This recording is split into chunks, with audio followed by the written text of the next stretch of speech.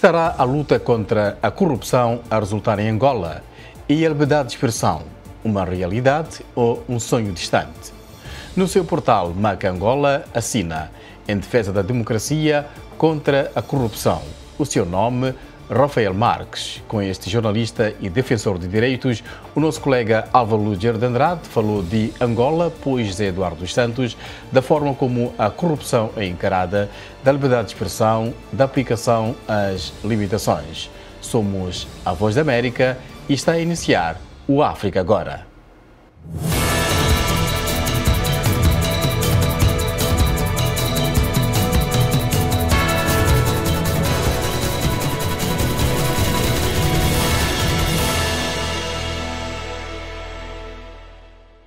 Muito boa tarde e bem-vindo à África Agora da Voz da América, comigo, Amâncio Miguel.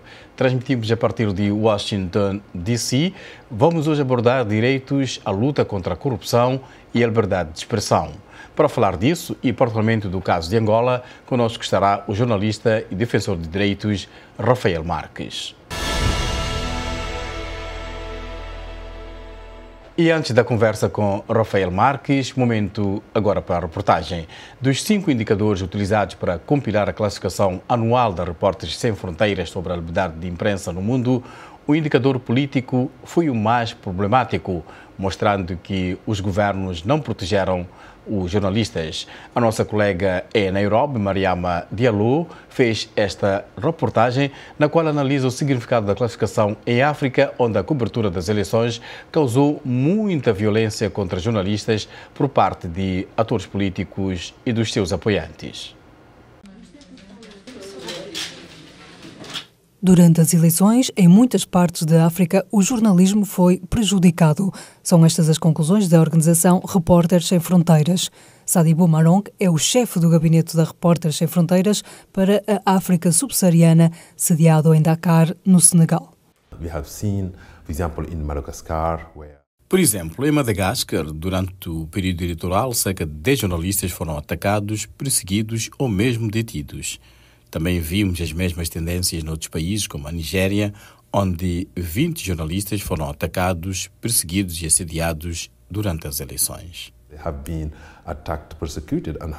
Marong diz ainda que também observaram que, em alguns locais, os políticos criaram os seus próprios meios de comunicação social para impor as suas próprias narrativas.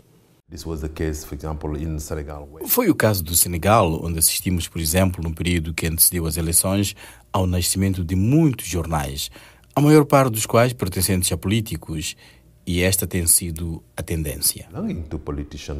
As restrições ao acesso à informação também foram registadas na região do Sahel. A classificação do Níger desceu 19 lugares para o lugar 80, o Burkina Faso caiu 28 lugares para o lugar 86 e o vizinho Mali está no lugar 114.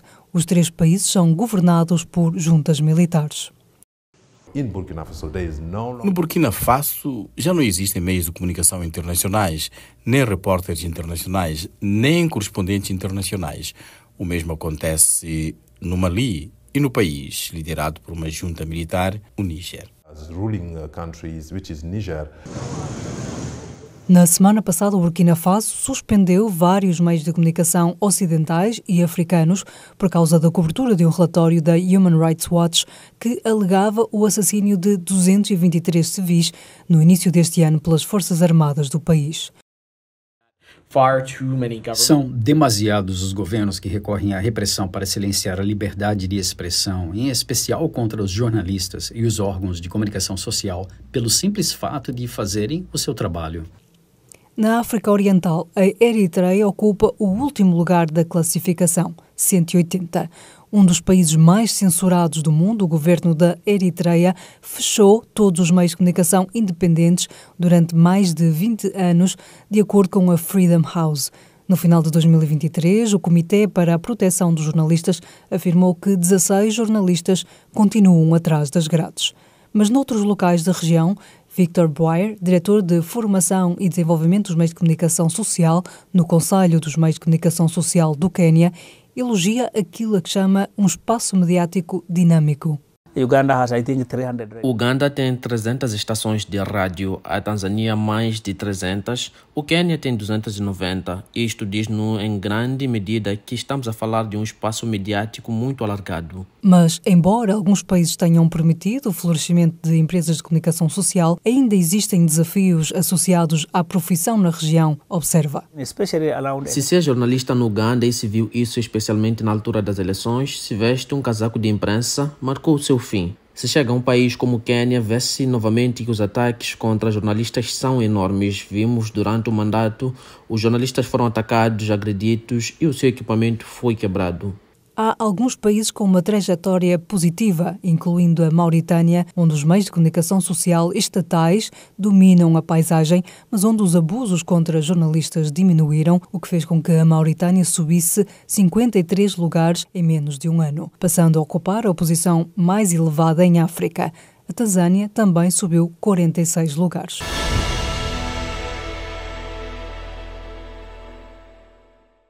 Este é o África Agora, aqui na Voz da América. Hoje, excepcionalmente, a conversa é dirigida por Álvaro Lugero Andrade e ele conversa com o jornalista e defensor de direitos humanos de Angola, Rafael Marques. Vamos à conversa, Álvaro Lugero Andrade.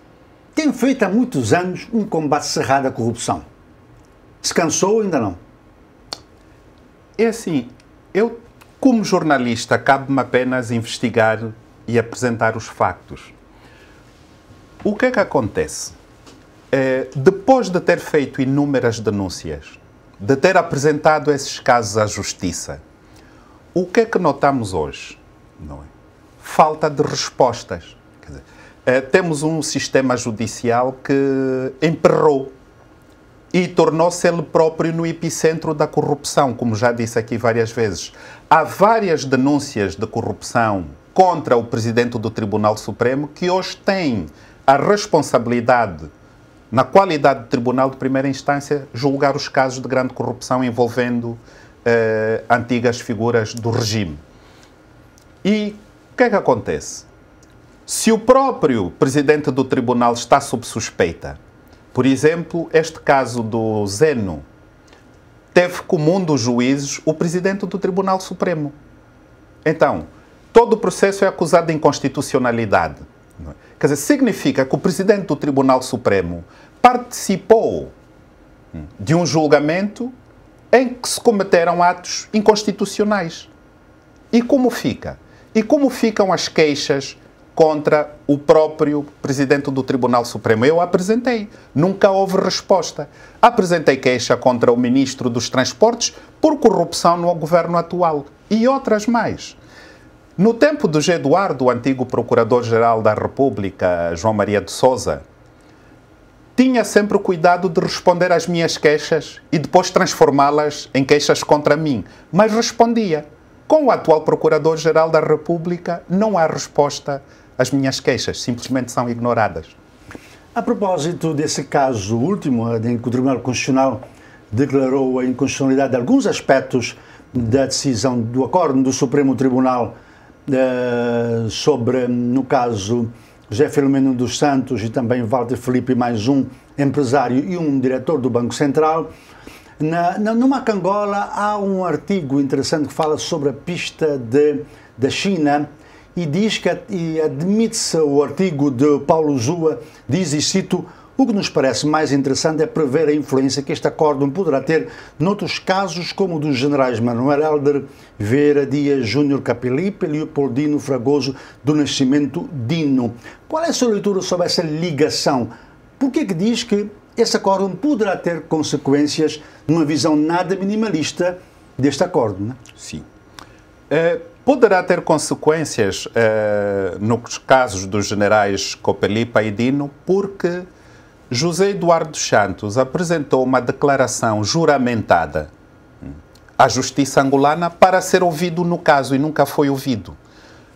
Manifestou por duas ocasiões por escrito, inclusive com cartas à sociedade civil, que só nessa altura ele se lembrou existir e ter alguma influência, não é, para oferecer explicações ao tribunal sobre os negócios com a China e quem era o principal responsável por esses negócios.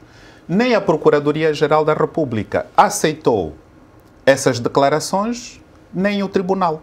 Não é? Logo, em função deste acórdão, eventualmente, quer a Procuradoria-Geral da República, quer o Tribunal, deverão aceitar as declarações de José Eduardo dos Santos, porque senão teremos o mesmo problema e a decisão do Tribunal Constitucional faz jurisprudência.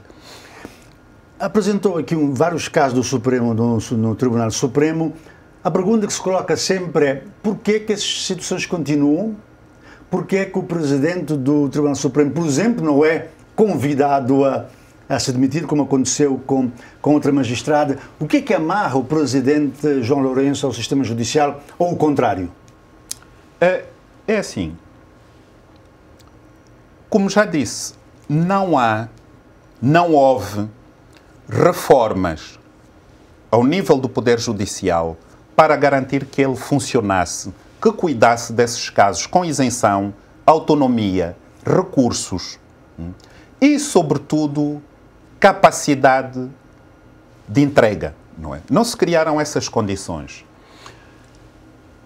O Presidente, como sabemos, chamou muitas vezes, tem tido encontros regulares com magistrados e, sobretudo, com o Presidente do Tribunal Supremo. Não sabemos o que se passou desses acordos, mas devo dizer que houve um caso que eu também denunciei do anterior Presidente do Tribunal Supremo e que foi convidado pelo Presidente da República, estamos a falar do Rui Ferreira, a colocar o cargo à disposição.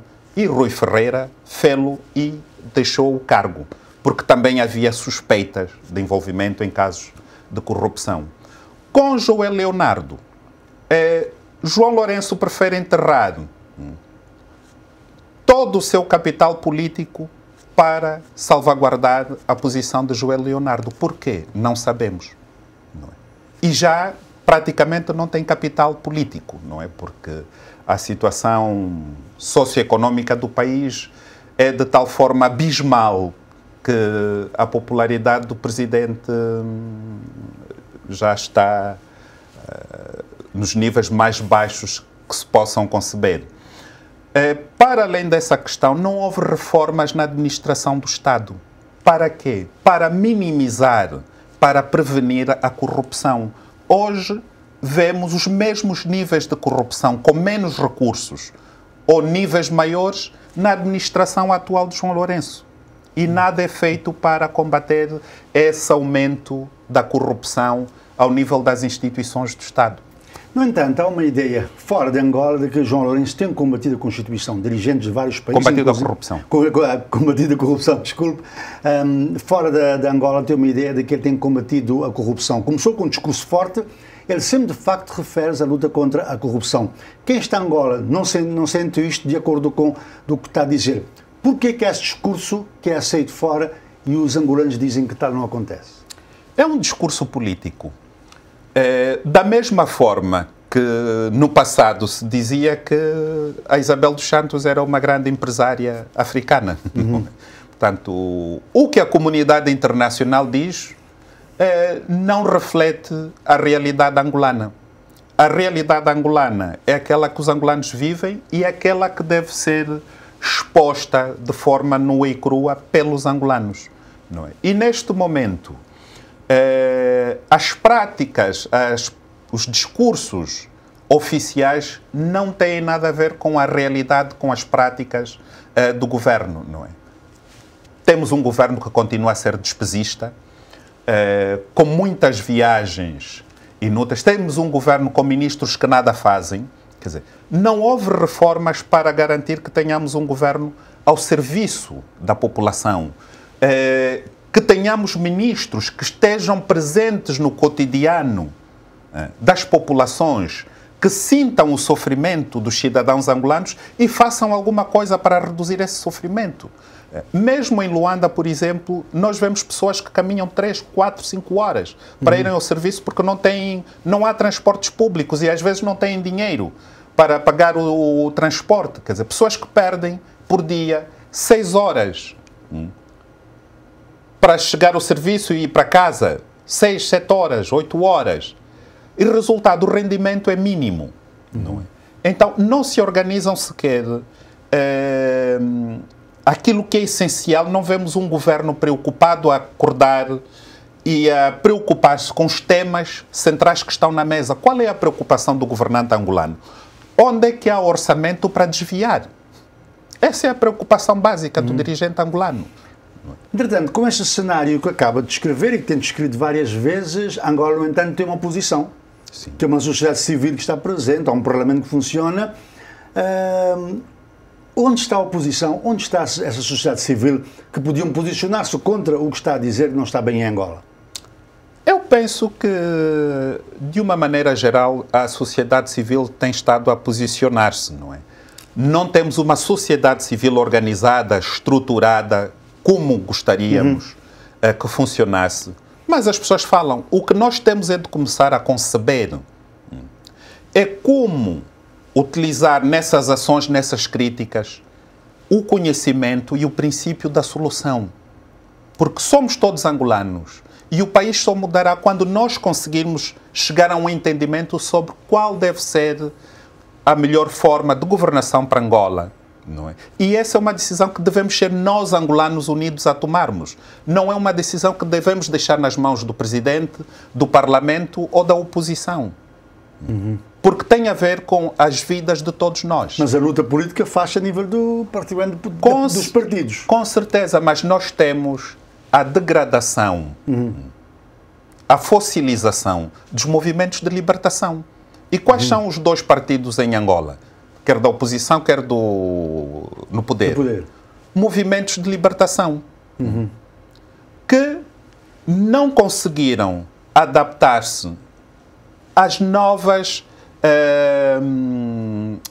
gerações. Quer dizer, continuam muito amarrados ao seu passado histórico. Não é? E, portanto, nós temos que nos libertar dessa mentalidade, temos de construir outros caminhos, porque Angola não pertence nem ao MPLA nem à UNITA. E por que não há, vou usar um termo, um refrão político ou partidário, uma terceira via? Porque a sociedade angolana continua extremamente dividida. Por isso é que nós não temos uma terceira via.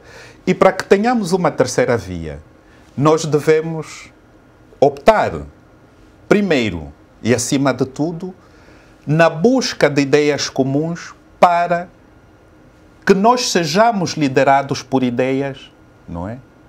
Que nos congreguemos à volta de ideias e não à volta de pessoas. O que nós continuamos a fazer até hoje é seguir pessoas.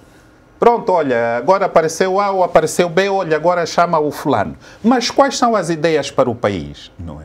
Devemos seguir ideias muito específicas e temos que produzir essas ideias para que Angola seja um país melhor, para que Angola tenha futuro e que os angolanos saibam, sobretudo, elevar o respeito mútuo. É uma sociedade onde hoje não há respeito. Quer dizer, os valores estão todos atirados na lama, não é? Então precisamos valorizar, dignificar o cidadão angolano. E só assim nós poderemos construir terceiras vias, outras vias, a todos os níveis. E fazer ressaltar lideranças que tenham vontade de liderar, conduzir pela via do conhecimento e não pela via da prepotência, da arrogância ou de uma suposta demagogia populista. Isto não dá resultado. Tem feito, já falamos sobre isso no início, a sua carreira na luta contra a corrupção, já foi prémio Transparência Internacional. Muitas vezes também tem-se uma ideia de África como sendo um continente de corruptos, um continente onde só há corrupção. Saindo um pouco de Angola, sobrevoando outros países africanos, como vê o combate à corrupção também nesses países onde também, para haver corruptos, há que haver corruptores? Corretamente. Olhemos para o caso do Botsuana, é um exemplo de boa governação em África. Olhemos para Cabo Verde, um país com recursos mínimos, é um exemplo de boa governação em África. Apesar dos cabo-verdianos dizerem que não fazem parte da África, que são europeus. Esse é outro tema. Pode responder. Bom, mas só para dizer que há bons exemplos. A questão é que quando falamos de Angola, falamos de Moçambique. Nós, nesses países, em particular porque estamos a falar mais da África lusófona, gostamos dos maus exemplos, não é? Mas temos bons exemplos e devemos seguir os bons exemplos, não é? E como se faz isso? Em Cabo Verde, certamente, não se toleraria, ou no Botsuana, em países que primam pela boa governação, pela manutenção de magistrados, de ministros, que estejam bastante ligados a atos de corrupção ou que pairam sobre si várias suspeitas, não é? Quer dizer, essas suspeitas teriam de ser antes esclarecidas. Não é o caso dos nossos países. E a luta pela corrupção deve começar por aí, pela moralização daqueles que se engajam nessa luta. E nesse momento não se nota, se olhar nas ações do próprio presidente angolano, contrariamente, por exemplo, ao que vemos na Zâmbia, é um exemplo, o presidente zambiano dá exemplos de parcimónia, de boa gestão de recursos ao seu dispor. E é com isso que ele moraliza os seus. Em Angola fazemos o contrário. Por exemplo, grande parte dos contratos públicos são atribuídos em concurso público. E é o presidente que o faz. Como vai moralizar a sociedade se não há controles? Não é? E vão sempre para as mesmas empresas. Não é? Quer dizer, então, essa forma de contratação simplificada, como é chamada, por ajuste direto, é uma forma de criar monopólios, não é? E qual é o resultado desses monopólios? Fizeram-se obras melhores? Diminuíram-se os níveis de corrupção? Quer dizer, e não fazemos estudos, não há, ao nível do Parlamento, discussões sérias que permitam olharmos para estes casos e vermos se os resultados foram positivos ou negativos. Aquilo que vemos de forma empírica, os resultados são negativos desse tipo de práticas. Quer dizer, porque promovem cada vez mais a corrupção e o acesso restrito ao poder, não é? Por parte de um grupo pequeno.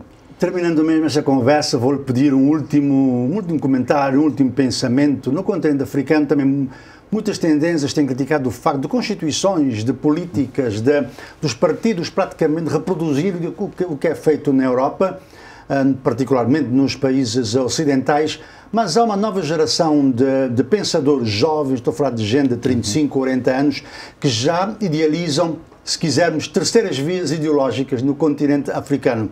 Eu acredito ter encontrado e tenho lido esses pensadores por aí por onde anda o futuro do pensamento africano, a partir das academias, a partir dos movimentos já civil. Há esse movimento. E, mais uma vez, voltamos à questão do conhecimento. Nós temos um conhecimento próprio das nossas sociedades, que deve ser posto em prática. Por exemplo, quando penso em Angola, uma questão que deve ser fundamental para a moralização da sociedade é a reformulação do próprio poder tradicional, para participar em questões de justiça, de organização das comunidades e tudo mais. Então, temos de investir algum capital na pesquisa, na elaboração de estudos. E é aí onde nós encontraremos, porque o que é que nós fazemos, por exemplo, nas discussões? Reduzimos tudo àquilo que nós importamos do Ocidente. Olha, a Constituição diz que agora devemos ter as autarquias, então vamos fazer as autarquias. A Constituição determina 2 mandatos, mas há países que permitem 3 mandatos, então vamos mudar para 3 mandatos. Não é? E não saímos disso quando podemos discutir muito mais sobre as nossas experiências cotidianas, que são aquelas que nos informam como devemos gerir o nosso presente e organizar o nosso futuro. E é isso que nós devemos fazer, investindo mais em estudos, em diálogos construtivos, não é? Com base na recolha de elementos da nossa própria realidade que nos permitam determinar o melhor modelo de governação, o melhor sistema político para servir os interesses das nossas sociedades. Obrigado, Álvaro Andrade, por estes minutos de conversa com o também jornalista Rafael Marques, editor do portal Maca Angola em Luanda. Ele é jornalista e também defensor de direitos. Marcando o ponto final, mais um momento para a reportagem aqui no África Agora. Moscou tem reprimido os meios de comunicação social russos que oferecem reportagem independente sobre a guerra na Ucrânia, levando centenas de jornalistas a abandonar o país. Mas enquanto estão no exílio, estes profissionais de comunicação social encontraram formas de manter o fluxo de notícias no país fortemente censurado. Vamos à reportagem. Arnold Kakaturov entrou no jornalismo para dar aos seus compatriotas russos o tipo de notícias que não se vêem nos canais controlados pelo Estado. Depois, a Rússia invadiu a Ucrânia e impôs novas restrições aos meios de comunicação social, o que acabou com a carreira do jornalista baseado em Moscovo. Todos os meios de comunicação independentes estavam a pensar em como continuar, porque foram bloqueados poucos dias depois do início da guerra. Kakaturov é um dos mais de 1.500 jornalistas russos que se estima estarem a viver no exílio. Este ano, a sua agência de notícias, Novaya Gazeta Europe, abriu um terceiro escritório em Paris. É uma operação para 2 pessoas, partilhando um espaço de coworking como este, que fornece escritórios e outros recursos à comunidade exilada. Kakaturov cobre notícias europeias e russas para audiências dentro e fora do seu país de origem, incluindo as últimas notícias sobre a guerra na Ucrânia. Na Rússia, o tema é objeto de forte censura. As redes sociais são cruciais para o seu trabalho. É de facto muito difícil obter informação na Rússia, não só porque não estamos fisicamente lá, mas também porque somos uma organização indesejável. Por isso, para as pessoas que falam conosco, é um perigo real. A Novaya Gazeta Europe é uma das dezenas de meios de comunicação social que Moscou classificou como indesejáveis, uma designação que coloca o seu pessoal e as suas fontes dentro e fora da Rússia em risco de serem alvo de ações judiciais e de prisão. A situação sempre foi difícil para os independentes na Rússia, mas a situação tem vindo a piorar com a guerra na Ucrânia, com toda a censura militar. Podemos ser presos por qualquer coisa. Para ajudar os jornalistas russos independentes exilados a transmitir as suas reportagens, os Repórteres Sem Fronteiras lançaram Svoboda, um pacote de satélite que inclui a Novaya Gazeta Europe e outros canais de notícias. Apoiado pela União Europeia, este pacote tem como objetivo chegar a vários milhões de lares na Rússia. A televisão é ou pode ser uma ferramenta poderosa para o povo russo mudar de ideias sobre a guerra, para ter os factos reais, em vez de propaganda. A jornalista e analista russa Galia Ackerman diz que era ainda mais difícil aceder a notícias independentes nos tempos soviéticos. Vivendo em Moscovo há décadas, ela e o marido ouviam a rádio estrangeira à noite, quando havia menos interferências. Os meus pais nunca vinham ouvir conosco, não se importavam, porque para eles era mais simples não saber. Essa é uma das razões pelas quais ela está cética quanto à possibilidade de a nova operação de satélite fazer muita diferença dentro da Rússia. A maioria da população, penso eu, receio eu, não quer saber, porque é insuportável saber. Porque a Rússia está cometendo um grande crime contínuo. Crime contra a Ucrânia, mas crime contra o seu próprio povo. Kakaturov está otimista quanto à possibilidade de a democracia e a liberdade de expressão chegarem um dia à Rússia. Mas primeiro, diz, o jornalista e outros jornalistas exilados têm de se preparar para uma longa luta.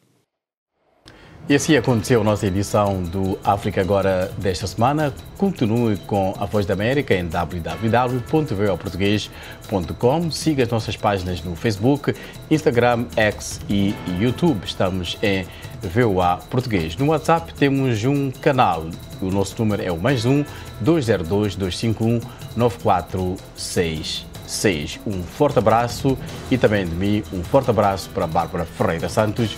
Foi um prazer trabalhar consigo. Eu sou o Amancio Miguel. Até a próxima.